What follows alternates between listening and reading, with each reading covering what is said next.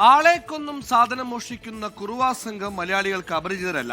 പക്ഷെ അവരെക്കാൾ ഭീകര സംഘം അങ്ങ് തലസ്ഥാനത്ത് ഇറങ്ങിയിട്ടുണ്ട്. രാജ്യ തലസ്ഥാനത്ത് ബൈക്ക് യാത്രികരെ കഴുത്ത് ഞെരിച്ച് കവർച്ച നടത്തുന്ന ഉത്തരേന്ത്യയിലെ കുപ്രസിദ്ധ ഗലാഗോട്ടൂൺ സംഘം വീണ്ടും സജീവമാവുകയാണ്. ഈ സംഘത്തിൽ ഒരാൾ ഇപ്പോൾ പിടിയിലായിട്ടുണ്ട്. ഫുഡ് ഡെലിവറി ഏജന്റിനെ കൊള്ളയടിച്ച കേസിലെ അന്വേഷണത്തിൽ കാലിൽ വെടിവെച്ചിട്ടാണ് പോലീസ് ഇവരെ പിടികൂടിയത്.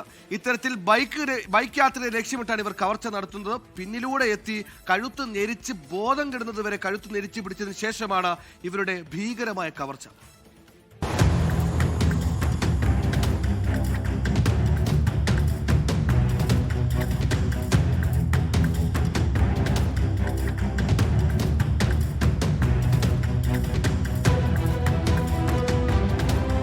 ദക്ഷിണേന്ത്യയിലെ കുറുവാ സംഘത്തെ പോലെയെങ്കിലും ഗലാഗോട്ടൂൺ സംഘത്തിന്റെ വഴി വ്യത്യസ്തമാണ്.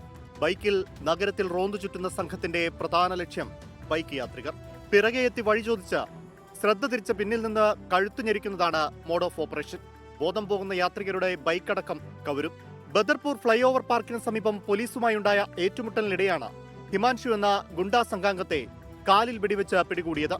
ഇയാളിൽ നിന്ന് 32 പിസ്റ്റളും വെടിയുണ്ടകളും കണ്ടെടുത്തു.